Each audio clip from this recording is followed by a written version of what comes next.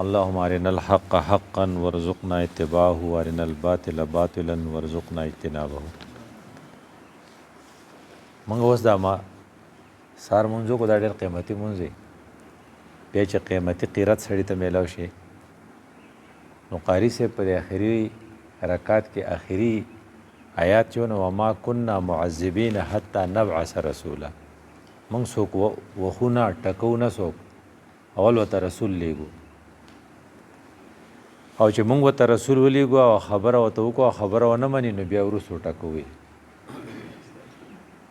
نو د رسول خبرې ته غوږ کېښودل هغې اورېدل دې ته حدیث وایي. او حدیث ته دې دپاره دی لتبین للناس چې ته ایکسپلین کې قرآن کې چې کوم حکمونه دي د هغې تشریح په احادیثو کې ده. او احادیث اکثر مختصرې جملې او ډېره غټه خبره یې پکې، لکه دوه کسو جنګ دی، وایي لکه ده څه وویه بل ده څه وویه دا پسې جنګ شو، وایي ده مړه ټوکه وکړه په ده بده ولګېده، نو وایي چې رسول الله صلی الله ویلي من سمتا نجا. ګوره دوه ټکي دي دا را سره تاسو وایي من سمتا نجا. دا پیغمبر به ویلي چې یو صحابي بل نه اورېدلي بله دا دومره سلسله وه او دوه ټکي وو. دې ته وایي د هغې حدیث متن، دې بل ته وایي سلسله. نو متن دوه ټکي دي، سلسله چې د چین پلاني د پلاني نه اورېدلو پلاني د پلاني نه اورېدلو، دا چین چې دی دا اوږه دي، خو دوه ټکي دي څوک چې چپ پاتې شو د ګټه وکړه. په دې طالبانو په دې وخت کې پوخا چې ړومبي طالبان رالله او بیا هغه رشیا چې راغلی او رشیا چې لاړ نو په هغه ورځو کې هغه فورسز چې و تاسو یې نو ګلمجم به ورته تاسو الفاظ ګلمجم به یو خطرناک خلق و. نو هغې کې هغې تلي نه وه جو لاړله او د دې طالبانو ټایپ خلقو حکومت شروع شو، تبلیغي جماعت زمونږ د دې کلي څه ملګري وو نو هغې خو جو سې روزه لګولې ده ورته ایثار شوي نه دي چې هلته تللي دي. نو د دې تورخم په دې خواوشا چېرته په جومات کې به وو، نو د سار په مانځه کې دی اوس غریبانان بلاستي دا ګلمجم پې سره د بوټانو راختلي دي جومات ته چې ګلمجم د باندې راشي. نو هغې خپله ژبه وې، ګوره چې د هغې ژبې ته به یې د ګلمجم والا ژبه ده په زمونږ د پښتو نه وه که نه، پارسي یا څه دغه. نو هغې کې زمونږ مشر و الله دې وبخښي ډېر ښکلی سړی و هغه پکې و. نو یو کس په چېرته څه خبره کړي چې موږ یا تبلیغیان یا څه یو، نو وایي چې خو ته ورته دې څه وایي چې حلالۍ دی. نو دې کشر چې خبره کوله دا مشر ورته وایي خدای دې چاړه که ولې سمته یې ونه کړو که نه. بعضې وخت کې سمته ښیي، ته به چپ پاتې شي نو بچ پشي. من سمتا نجا. بعضې خبرې داسې چې په سمجھ کې الو راشي چې سړي ته مثال چې لکه سار مونځ ته وکړې، د سار د مانځه نه د اشراقه پورې وخت ډېر زیات قیمتي دی، خو اکثر خلق وده دي وایي چې په دنیا کې 2 اربه مسلمانان دي، 2 اربه، 1 ارب 80 کروڑ مسلمانان سار مونځ نه کوي. په ټوله دنیا کې صرف 20 کروڑ کسان د سار مونځ کوي. پای کې الحمدلله مونږ یو، په دې به د خدای شکر ادا کړو. څوک چې ودی که نه دا زمونږ اقبال چې وکړه د خدای پاک ډېر زیات پوهه ورکړې وه. د انګلینډ ته تللی و، کله چې زه لندن ته تللی وم هغه دا هم یخ دی خو هغه خو بیا ډېر یخ و. نو اقبال به سات تهجد له پاسېدو، هغه یو شعر ویلی و زمینی هوا میں گرچه ہے شمشیر سے تیزی. دا هوا خو دومره یخه ده چې توره د سړی لکه دغه کوي. نه چوټي مجھ سے بھی لندن میں اداب سحر خیزی، خو په لندن کې هم زه سهار پاسم. نه چوټي مجھ سے بھی لندن میں اداب سحر خیزی. نو دا هغه هوښیار سړی موږ پوهه کوي که نه چې ما به هلته هم نه دي پرېښي. نو وایي چې یاره چې سهار مونځ وکړو چې بیا لږ وده شو، بیا سړی بیا د ورځې تازه او اکثر موږ د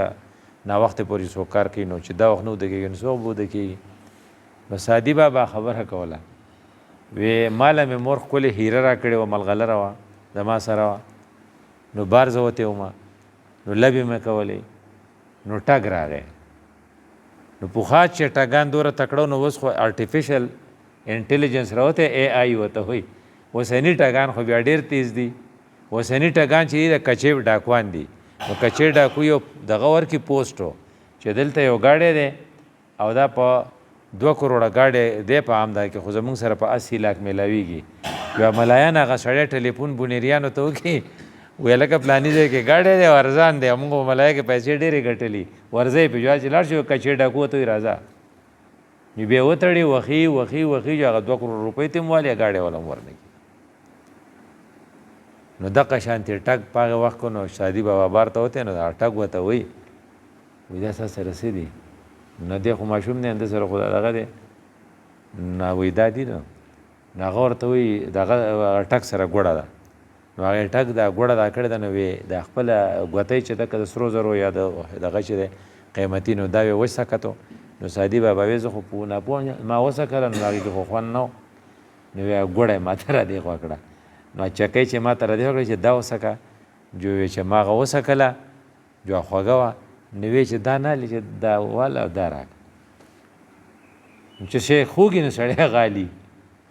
جو وی ما چې هغه ګوړه مې ترې واخېسته او جو هغه ملغلره مې وله ورکړه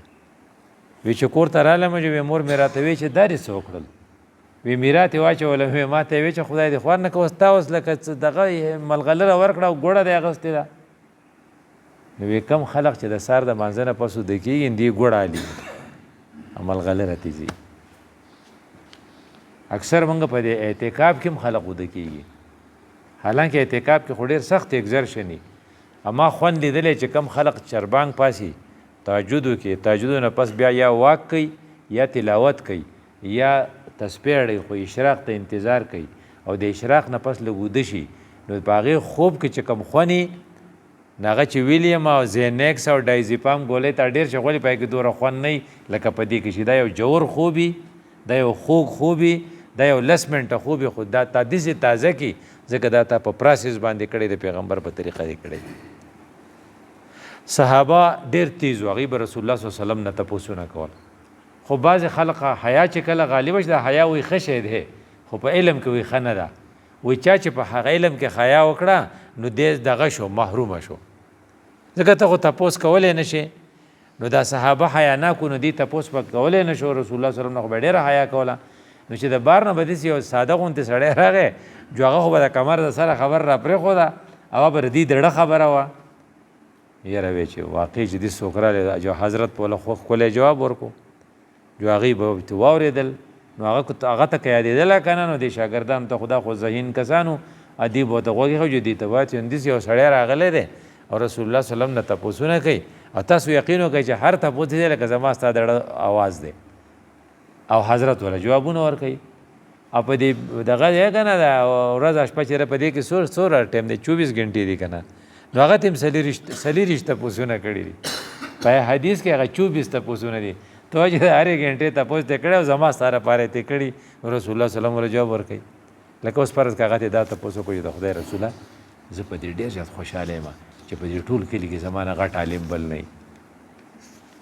انا احب ان اکون اعلم الناس موږ هم وایو که نه چې اوس پرېږه چې ډاکټر صاحب وایي چې ډاکټر صاحب ته خلق وایي چې یاره خو زبردست کالر دی نو څومره خوشحالي نو موږ ټول په دې خوشحالي کوو چې خلق راځي زموږ نه تپوسونه کوي رسول الله صلی الله علیه وسلم ورته وایي ډېر خوږ الفاظ ورته وایي اتق الله تکن اعلم الناس د خدای یاره پړه کې پیدا که نو بیا به اعلم الناس موږ چې کوم ایکسپیکټیشن او توقع وه موږ وایو چې وایي چې کتابونه ډېر ګوره او موږ وایو چې رټې ډېرې لګوه که نه او پلانې تفسیر ډېر وګوره داسې ورته ونه وی اتق الله تکن اعلم الناس د خدای یره پړه کې پیدا کړه وی عالم هغه دی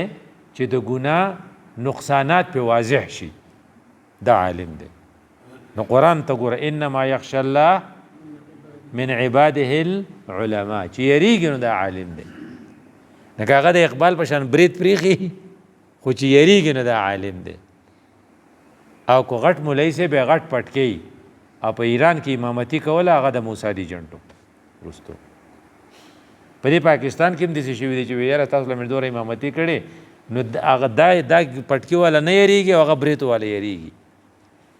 نو رسول الله صلی الله علیه وسلم څه وی نو ټول نه غټه خبره یې ستا پړه کې د خدای یری نو بیا به تا ته د ګناه پته وی لکه دا دغه سړی خوړو څه سړی نه دی چپ دا رې څه وویې ولې دته د ګناه پته رچ د ریمارس ښه نه دي نو چې کله د ریمارس پته ورته ولګي دی بیا ځان ساتي نو زما ستا لپاره لومبی سبق دا دی چې کو وایي چې زه عالم شم که نه نو د خدای یره وپړه کوی کې چې کله د خدای یره دې پړه کړي نو بیا به هر شي له ګوتې نه وروړې هر شی به نه خورې او هره خبره به نه کوې نو هغه خو د خدای دې پرې رحم وکړي نو هغه ډېر خوږې خبرې کول نو هغه ورته وې انا احب ان اکون اغنى الناس